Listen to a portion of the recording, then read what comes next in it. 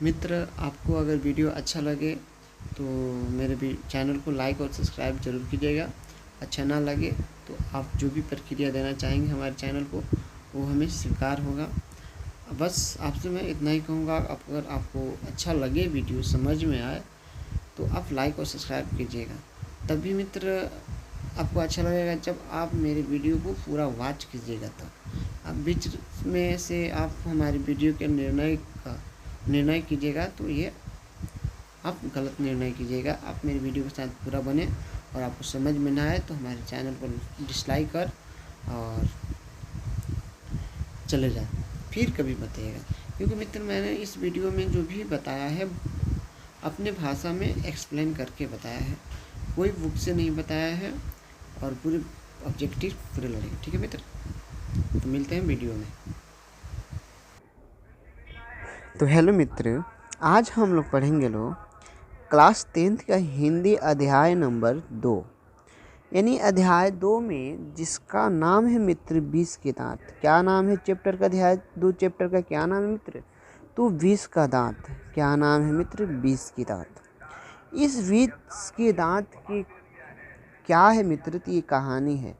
इस कहानी को एकदम पूरी कहानी की तरह पढ़ेंगे कि ताकि वीडियो में ही क्या हो, पूरे ऑब्जेक्टिव और सब्जेक्टिव क्वेश्चन क्लियर हो जाए। मित्र इसको मैं क्या करूँगा, 20 के दांत के चैप्टर जो है एक्सप्लेन भी करूँगा इसी वीडियो में, और इसी वीडियो में मित्र मैं इसके साथ साथ ऑब्जेक्टिव भी बताऊँगा। जब मित्र मैं पूरे चैप्टर को एक्सप्लेन कर दूँगा तो आप देखिएगा आप कितना ऑब्जेक्टिव अपने आप से कर सकते हैं। मित्र मैं वादा करता हूँ कि आप पूरे के पूरे ऑब्जेक्टिव क्वेश्चन अपने आप करेंगे, क्योंकि मैं इसको बड़े विस्तार पूर्वक से मैंने चैप्टर को एक एक वर्ड को लिखा है, एकदम सजा कर कहानी की तरह। तो आप मित्र इस वीडियो में ज़रूर बनिएगा। तो चलो मित्र वीडियो में देखो। मित्र अभी जो ये कहानी है 20 की दांत, इसके लेखक जो है नलिन बिलोचन शर्मा। कौन है मित्र इसके लेखक? नलिन बिलोचन शर्मा। नलिन बिलोचन शर्मा। देखो मित्र 20 के दांत जो है ना, ये एक प्रकार की कहानी है और इस कहानी के लेखक नलिन बिलोचन शर्मा है। तो चैप्टर को एक्सप्लेन करने से पहले मित्र नलिन बिलोचन शर्मा के बारे में थोड़ा सा परिचय जानेंगे। यानी लेखक परिचय जानना बहुत इम्पोर्टेंट होता है मित्र, क्योंकि मित्र जो लेखक परिचय है ना, बिहार बोर्ड के एग्ज़ाम में 2, 4, 3 क्वेश्चन लेखक से रिलेटेड पूछ ही देता है। ऐसा कभी नहीं एग्ज़ाम गया होगा जिस एग्ज़ाम में लेखक परिचय ना पूछा हो। आप मित्र क्वेश्चन बैंक भी उठा कर देख सकते हैं, इस साल का भी पेपर देख सकते हैं, क्योंकि लेखक परिचय ऑब्जेक्टिव 2-4 पूछ ही देता है।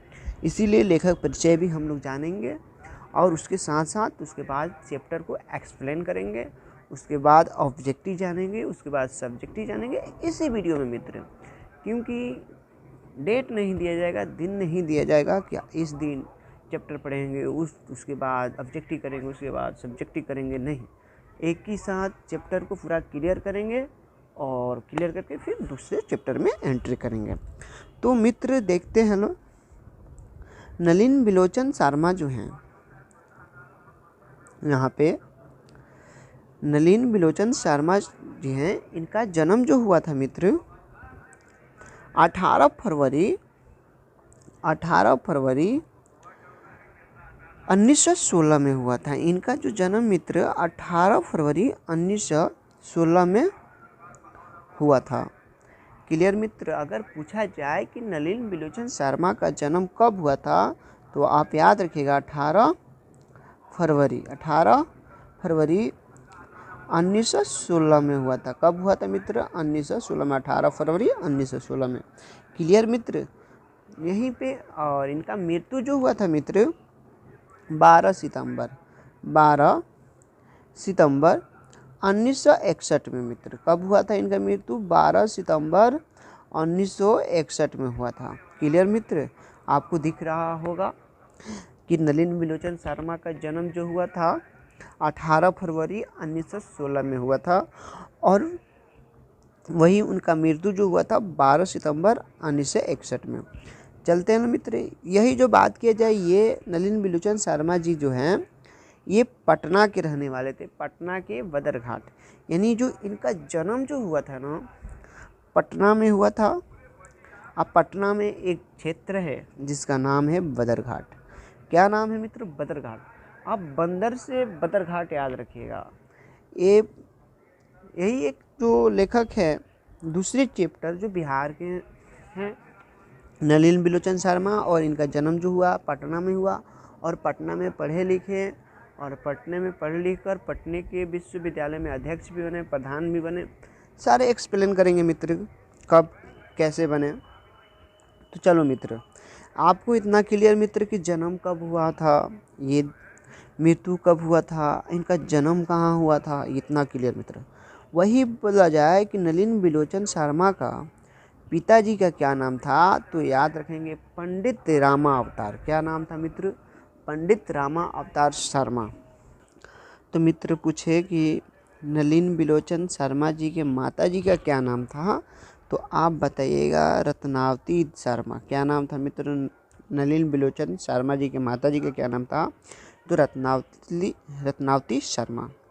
वही मित्र अगर कहा पूछे कि नलिन बिलोचन शर्मा किस भाषा से थे, यानी वो कौन सी भाषा बोलते थे, तो भोजपुरी भाषा बोलते थे मित्र। कौन सी भाषा बोलते थे?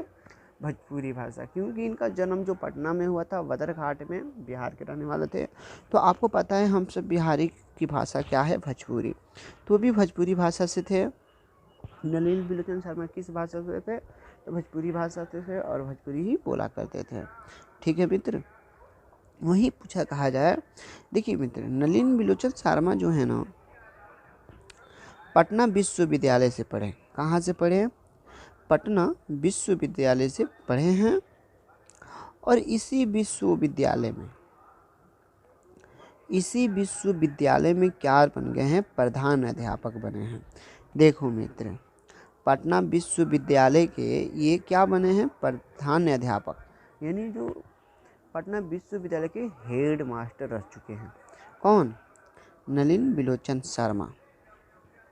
नलिन बिलोचन शर्मा पटना विश्वविद्यालय के प्रधान अध्यापक भी रहे हैं और मित्र 1959 में अध्यक्ष भी रहे हैं। पटना विश्वविद्यालय क्या रहे हैं? अध्यक्ष भी रहे हैं। देखो मित्र उनकी मृत्यु होने से 2 साल पहले वो पटना विश्वविद्यालय के अध्यक्ष रहे।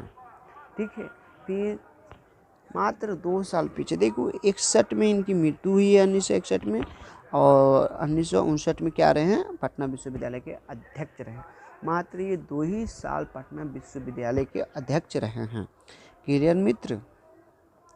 वहीं पूछा जाए कि नलिन बिलोचन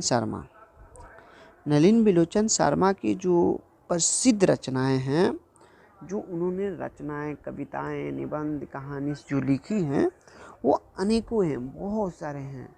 हमने उनमें से वही लिखा है जो बिहार बोर्ड के एग्जाम में पूछा है और पूछने वाला है। गेस है मित्र। और ये प्रसिद्ध भी रचनाएं हैं, जो प्रसिद्ध है, लोग जानते हैं। किसी के सामने रखा जाए कि दृष्टिकोण कहानी पढ़े हो, वो कहेगा हाँ पढ़े हैं, क्योंकि ये प्रसिद्ध है। बहुत सारे लोग पढ़े हैं, कुछ लोग नहीं जानते होंगे, पर ये प्रसिद्ध रचनाएं हैं, उनके बारे में जानेंगे। तो मित्र प्रसिद्ध रचनाएं इनकी ज़्यादा नहीं है। एक जो है दृष्टिकोण, इनकी एक रचना का नाम क्या है? दृष्टिकोण। दूसरा जो है साहित्य का इतिहास दर्शन, दूसरे का नाम है साहित्य का इतिहास दर्शन, वे भी इन्हीं की रचना है, नलिन बिलोचन शर्मा का। मित्र तीसरा जो है मापदंड, नलिन बिलोचन शर्मा के तीसरे, ये भी एक प्रसिद्ध रचना है जिसका नाम है मापदंड। मापदंड का रचयिता कौन है? तो नलिन बिलोचन शर्मा। पूछेगा मित्र, ऐसे पूछेगा संत परंपरा की रचनाकार कौन है, तो आप बताइएगा नलिन बिलोचन शर्मा हैं। क्लियर मित्र। पूछा जाए कहानी संग्रह की रचयिता कौन, तो नलिन बिलोचन शर्मा। साहित्य का इतिहास के दर्शन के लेखक कौन? तो नलिन बिलोचन शर्मा। दृष्टिकोण के रचयिता कौन? तो नलिन बिलोचन शर्मा। क्लियर मित्र। और बहुत सारी रचनाएं हैं पर इतना ही जानेंगे, ज़्यादा नहीं। अब चलते हैं मित्र सारांश की ओर। कहाँ पे? चैप्टर की ओर। चैप्टर एक्सप्लेन करेंगे मित्र इतने आसान शब्दों में कि आपको पूरे के पूरे ऑब्जेक्टिव यहीं पे इस चैप्टर के बाद ऑब्जेक्टिव में कराने वाला हूँ। आप देखिएगा मित्र, आप पूरे ऑब्जेक्टिव को अब अपने आप से ही क्या कीजिएगा, आंसर दीजिएगा। तो देखो मित्र, सारांश जो है विश्व के दांत के सारांश में लिखा है, खुद से लिखा है मित्र, बहुत आसान शब्दों में। आप देखेंगे, आप हेडलाइन को देखते जाइएगा, मैं पढ़कर समझाऊंगा, एक्सप्लेन भी करूंगा।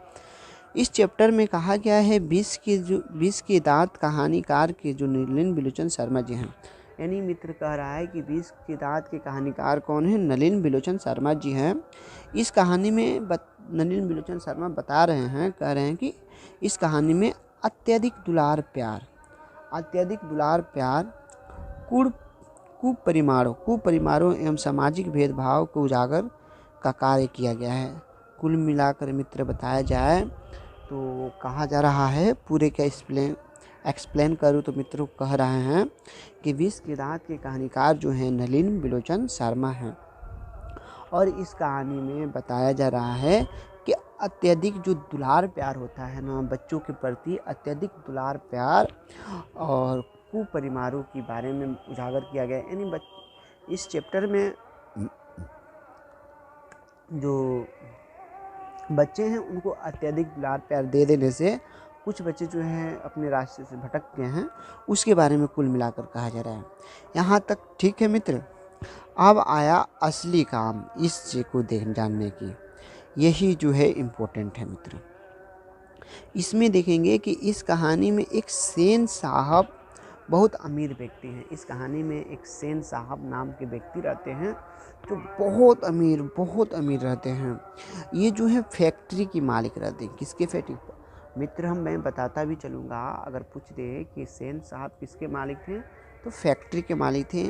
सेन साहब अमीर व्यक्ति हैं और इन्हें अपने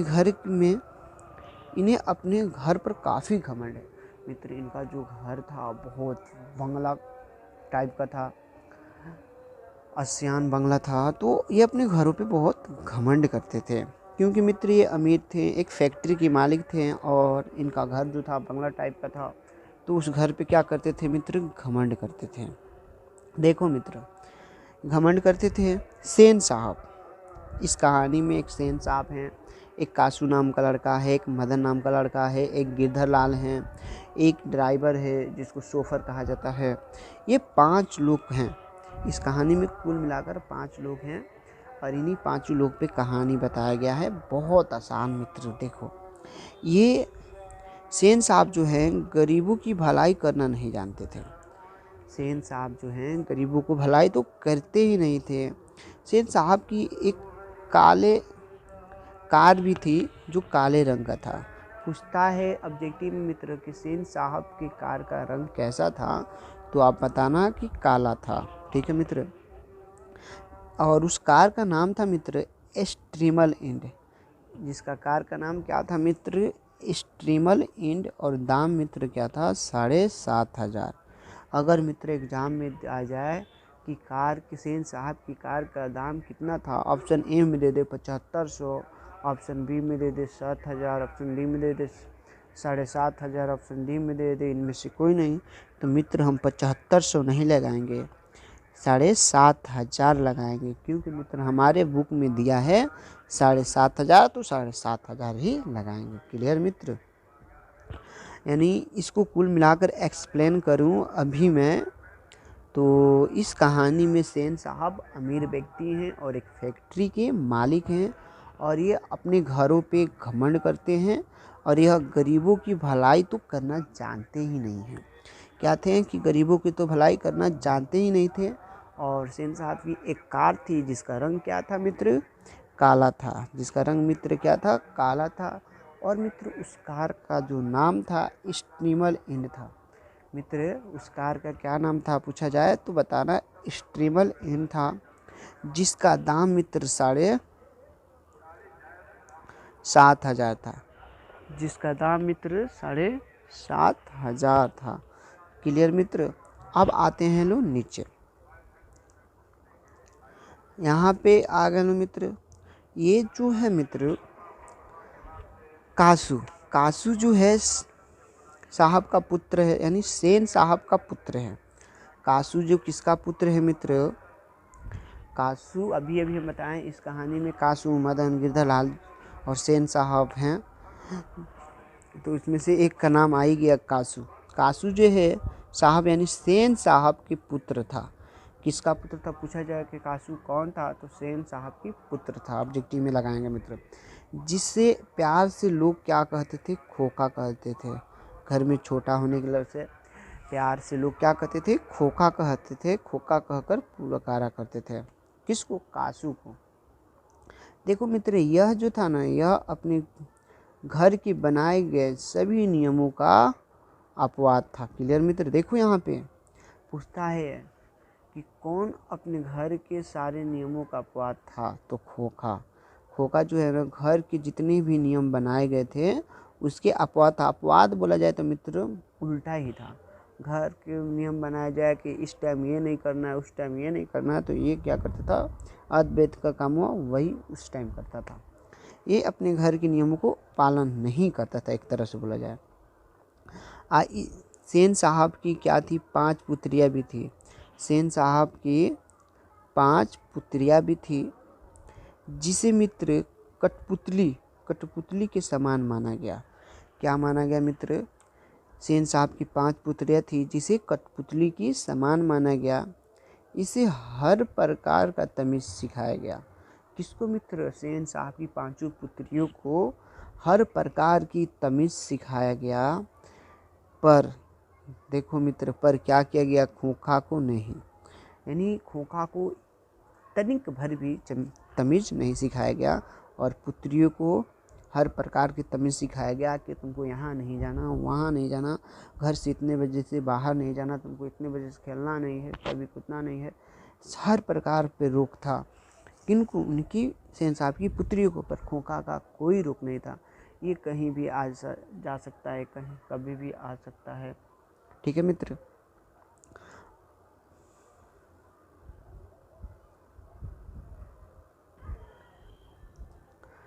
तो देख रहे हैं मित्र कि सेन साहब की पुत्रियों को क्या सिखाया गया? हर प्रकार का तमीज़ सिखाया गया। पर खोखा को क्या किया गया? तनिक भर का भी तमीज़ नहीं सिखाया गया। देखो मित्र, खोखा को ही प्यार से, कासू को ही प्यार से खोखा कहा जाता था। कासू इस कहानी में बिगड़े बाप का बिगड़ा संतान था। क्यों मित्र ये कहा जा रहा है? कासू जो है बिगड़े बाप का बिगड़ा संतान था, क्योंकि मित्र इसके बाप भी बिगड़ा ही था। अपने घरों पे घमंड करता था, गरीबों का भलाई तो करना ही नहीं जानता था। कौन? सेन साहब। और उसी प्रकार अपने बेटा को भी लाल पालन पोषण कर रहा था। हर प्रकार की एक भी प्रकार का तमीज़ नहीं दिया था। तो कासू कौन था? तो कासू बिगड़ी बाप का बिगड़ा संतान था। क्लियर मित्र। यह एक जिद्दी लड़का भी था। कासू जो है जिद्दी लड़का था, यानी ठान देता था कि ये करना है मुझे तो यही करेगा। कह दे कि ये नहीं, हमें ये काम करना है तो वो काम करबे करेगा। क्योंकि बिगड़े बाप का बिगड़ा संतान था, इस पर कोई रोक ही नहीं था। और ये इसीलिए वो एक जिद्दी लड़का बन गया था। जो उसे मन में आता वही करता। कासू के जो मन में आता था वही करता था। वह पिता जैसा अहंकारी भी था। कासू जो था अपने पिता के जैसे अहंकारी था। उसकी हर गलती में माता पिता की क्या थी? खुशी थी। कासू जो है बिगड़ी बाप की बिगड़ा संतान था, और यह एक जिद्दी लड़का था। इसके मन में जो आता था वही करता था। वह पिता के जैसा अहंकारी था। उसकी हर गलती में क्या थी? माता पिता की खुशी थी कि मेरा बेटा आगे चलकर क्या बनेगा? इंजीनियर बनेगा। हम मित्र अगर ऑब्जेक्टिव में पूछता है कि कासू के माता पिता कासू को क्या बनाना चाहते थे, तो इंजीनियर या बिजनेसमैन। क्या? इंजीनियर या बिजनेसमैन। ठीक है मित्र। आप लोग याद रखिएगा, कासू के माता पिता कासू को क्या बनना चाहते थे, इंजीनियर या बिजनेसमैन। मित्र हुआ यह था ना कि उसकी हर गलती में क्या थी, खुशी थी। वह घर का क्या करे, पंखा तोड़ दे तो घर के लोग कहते थे क्या, घर के लोग कहते थे कि ये मेरा बेटा इंजीनियर बनेगा, पंखा तोड़ा है देख रहा है कि कैसे बना है। घर का कोई सामान चुरा कर क्या करे, बेच दे तो घर के लोग कहते थे मेरा बेटा बिजनेसमैन यानी बिजनेस करना सीख रहा है, क्या बिजनेसमैन बनेगा, बिजनेस करना सीख रहा है। अजीब तरह की बुद्धि थी इसके माता पिता में भी और इसके में। यानी कहा नहीं, जिसके माता पिता उसे ही बेटा। इसलिए दिख रहा है मित्र, पर इस वैसे नहीं होता है, कुछ अलग भी होता है। अब आएंगे पार्ट 2 में, यानी इसमें अब मूड बदलता है मित्र, चैप्टर बदलता है और उसमें एक मदन जो है गरीब पिता का बेटा है, यानी गिरधरलाल का। फिर मित्र उसी कहानी में एक मदन नाम का लड़का जो गरीब पिता का बेटा है, जिसका नाम क्या है, गिरधरलाल। अगर पूछते मित्र कि मदन किसका पुत्र था, यानी मदन कौन था, तो गिरधरलाल का बेटा था। याद रखेंगे मित्र, अगर पूछा जाए कि मदन कौन था तो गिरधरलाल का बेटा था। क्लियर मित्र, जो बहुत ही ईमानदार और स्वाभिमानी है। देखो मित्र, गिरधरलाल जो था बहुत ही ईमानदार और स्वाभिमानी है। यह एक समय की बात है कि जब मदन को कार छूना चाहता था। मित्र एक समय की क्या बात है कि मदन को क्या किया, कार छूने का मन किया। और देखो मित्र क्या था ना, गिरधरलाल बड़ी ही स्वाभिमानी और ईमानदार व्यक्ति था। ये सेन साहब के यहाँ क्या करता था, नौकरी करता था। सेन साहब के यहाँ क्या करता था, नौकरी करता था। सेन साहब के यहाँ नौकरी करता था। कैसा नौकरी करता था, तो किराने का, यानी कागज पत्र को संभाल कर डाटा रखता था। पूछेगा कि गिरधरलाल सेन साहब के यहाँ किस प्रकार की नौकरी करता था, तो किराने का। एक दिन क्या हुआ, मदन को ना कार छूने का मन किया। क्या हुआ, कार छूने का मन किया। उसी समय सेन साहब के ड्राइवर शोफर भी था। शोफर ने क्या किया, उसे धक्का मार दिया। देखो मित्र, यानी अगर पूछे एग्जाम में कि या चाहे ऑब्जेक्टिव में कि शोफर शब्द का क्या अर्थ है, तो ड्राइवर। यहाँ पे दिया है शोफर शब्द का क्या अर्थ है, तो ड्राइवर।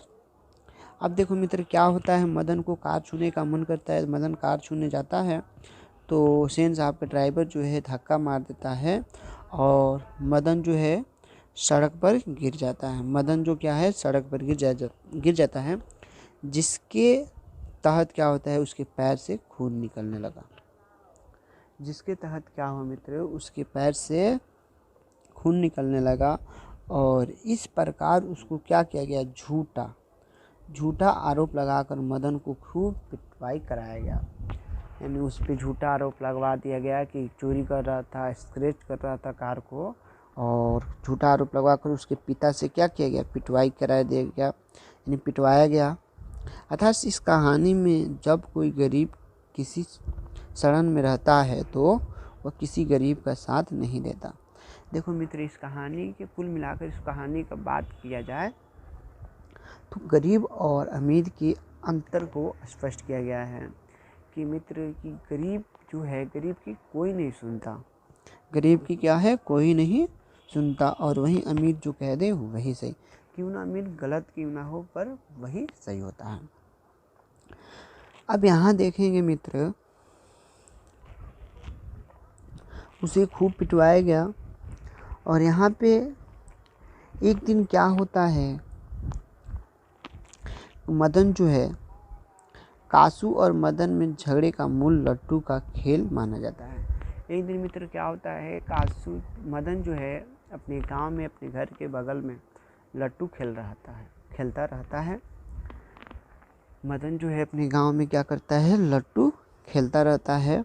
उसके ही संदर्भ में क्या कासू जाता है, यानी रास्ते से गुजरता है तो कासू देखता है मदन लट्टू खेल रहा था, तो कासू का भी क्या करता है, मन कर देता है। इस कहानी में मदन जो है 5-6 साल का बच्चा बताया गया है। 5-6 साल का बच्चा बताया गया है, यानी 5 से 6 साल का है। 5 से 6 साल का ये लड़का जो है मदन है। और उसी प्रकार कासू भी है 5-6 साल का। तो 5-6 साल का बताया गया, तो उसमें ना कासू को भी क्या करता है, लट्टू खेलने का मन कर देता है। तो जाता है और कासू मदन से कहता है कि मैं भी क्या करूं, लट्टू खेलूँगा। कासू जो है मदन से कहता है कि मैं भी लट्टू खेलूँगा, पर मदन जो कहता है, मदन नहीं खिलाता है। कासू को क्या करता है, मदन लट्टू खिलाता ही नहीं है। क्यों नहीं खिलाता है, क्योंकि मदन को जब गाड़ी छूने नहीं दिया गया और उसके बदले धकेल दिया गया, इसी बात को लेकर मदन ने लट्टू खेलने से इनकार कर दिया। यानी कासू गया, मदन से कहा कि मैं भी लट्टू खेलूँगा। मदन बोला कि नहीं नहीं, मैं तुम्हारा कार छूने का मुझे मन कर रहा था, तो तुम्हारे ड्राइवर शोफर ने हमें धक्का मार दिया और मुझे झूठा आरोप लगाकर मेरे पिताजी से पिटवाया भी गया, तो मैं तुमको लट्टू नहीं खेलने दूंगा, मैं नहीं खिलाऊंगा। तो क्या किया मदन, तो आप जानते हैं मदन एक जिद्दी लड़का था। वो बोला कि नहीं मैं तो खेल भी करूंगा। क्या किया मदन ने कहा नहीं नहीं खिलाऊंगा। तो क्या किया, कासू ने मदन को 2-3 फाइट दे दिया। क्या किया कासू जो है मदन को 2-3 फाइट दिया, 2-4 गुस्सा जमा दिया। कौन, कासू ने मदन को पीट दिया। तब मदन ने भी कासू को क्या एक फाइट मारा, बस उसका 2 दांत बाहर निकल गया। किसका, कासू का। बेटी में पूछता है कासू के कितने दांत टूटे, तो 2 दांत। तो देखो जब कासू 2-3-4 गुस्सा मारा तो मदन ने एक ही गुस्सा में उसका 2 दांत बाहर निकाल दिया। इसके माध्यम से कहानी बताना चाहते हैं कि जो बालक होता है ना, जिद्दी होता है, पर उसे अमीरी और गरीबी का फ़र्क नहीं होता। अगर वही मदन जानता है कि ये अमीर है, इसको मारने से हमें सज़ा मिलेगी, तो वो कासू को नहीं मारता। आप लोग देखे होंगे, बड़े लोग बड़े रहते हैं तो कोई बड़े अमीर व्यक्ति होता है, उसके सामने जो छोटे प्रकार की व्यक्ति जो होते हैं नहीं बोलते। अगर वो कुछ गलत भी करता है, मार भी देता है, तो नहीं बोलते। पर ये तो सब बच्चा है, लो इन लोग को क्या पता गरीबी और अमीरी का। मरबा तो हमारे में बात ख़त्म। तो मदन कासू मारता है मदन को 4 गुस्सा 5 गुस्सा, तो मदन एक एक गुस्सा में उसका 2 दांत तोड़ देता है। क्योंकि कासू को, चाहे मदन को, कासू एक अमीर घर का लड़का रहता है, मदन एक गरीब घर का। ये तो 4-5 साल के लड़का है। इन लोग को गरीबी और अमीरी का कोई फ़र्क नहीं है कि मैं गरीब हूँ तो ये अमीर है, समान ही समझता था लोग। तो क्या किया गया, कासू ने क्या किया, जाकर अपने पिता सेन साहब से बता दिया सारा बात कि मदन ने हमें मारा है, यानी गिरधालाल का बेटा जो है मुझे मारा है। तो सेन साहब तो घमंडी इंसान था। वो क्या किया, गिरधालाल को नौकरी से निकाल दिया। क्या किया, गिरधालाल को नौकरी से निकाल दिया। जब गिरधालाल को नौकरी से निकाल दिया जाता है, तब वहीं गिरधालाल मदन को खोजता है। मदन डर जाता है, गांव के कोने में